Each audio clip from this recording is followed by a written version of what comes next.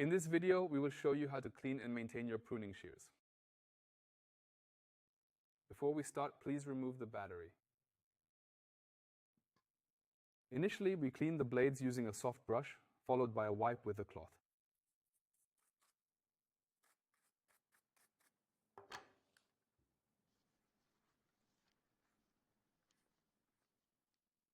After each use, the blades should be oiled. If you also notice that there are burrs on the blade, they can be removed.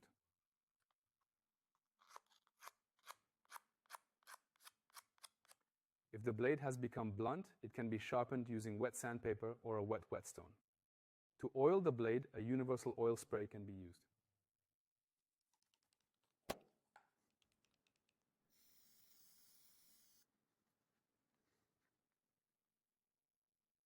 Alternatively, the ball oiler can also be used with a suitable oil can.